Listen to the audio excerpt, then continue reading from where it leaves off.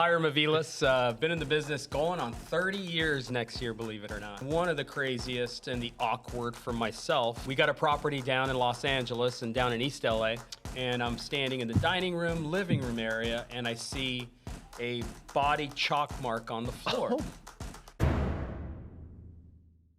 Happy whatever day it is today, everybody, and another episode of That's Awkward, and I'm fired up, Mr. Hiram. How are you? I'm doing great. How are you? I'm doing fabulous. Right on. Thanks for having me. This is my pleasure. We've been trying to put this together for a little bit, so we finally got a day that we can both get in front of the mic.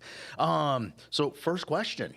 Who you are and what areas you service, how long you've been in this business. And, okay. You can even throw a why in there. Well, there's a lot of whys, but I don't know if I want to throw them in there.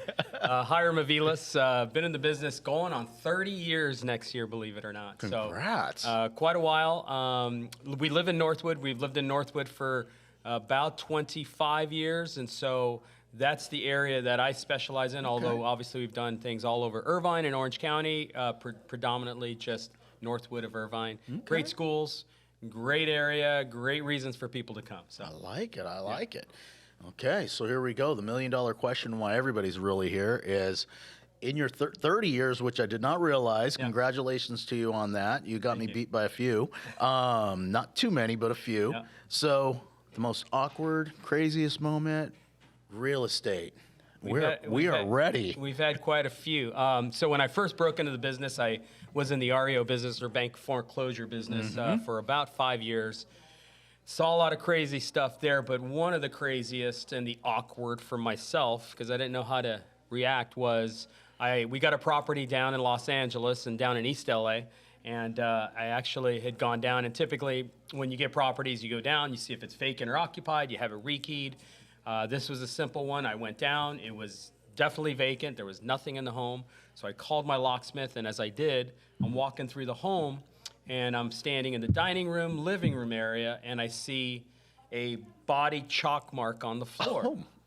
So knowing East LA, obviously, we were out of our Orange County bubble element, but I kind of walked through the house and realized something went on there, obviously, and walked over to the window, and there was a bullet hole in the window. Uh-oh. So I didn't know whether to jet out of there or not, but I didn't. I don't know if that's smart or not, but I did talk to a neighbor, and he told me what happened.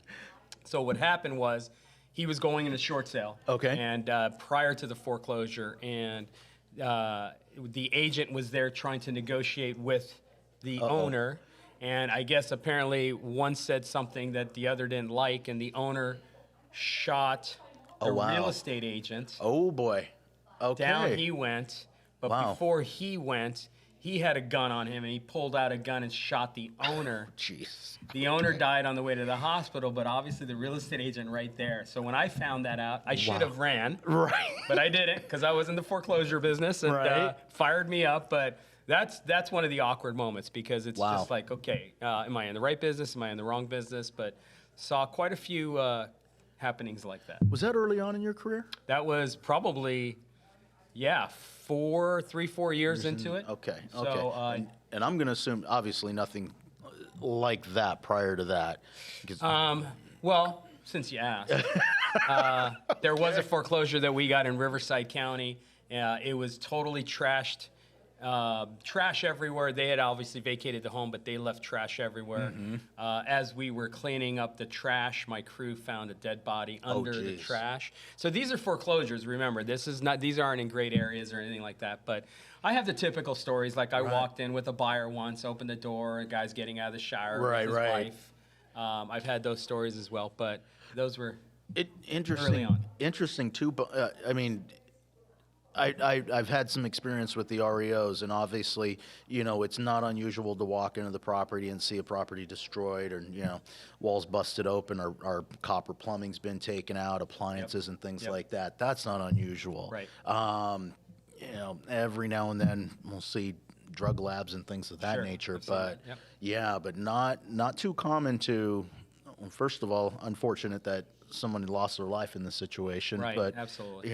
And interesting and here's going to be something that's interesting, and I'll ask the question. So because it's an REO, that actually, how did the disclosures work on that with the chalk line and all of that? So we definitely had to disclose that we found the body, but as you know, in REO, the owners or the banks don't disclose anything because they don't live at the property. Right. But because we found it under their ownership, we had to disclose that something happened there. Right. The buyer had to do their due diligence and find out. And sure enough, those properties sold fairly quickly back then. So it really didn't matter.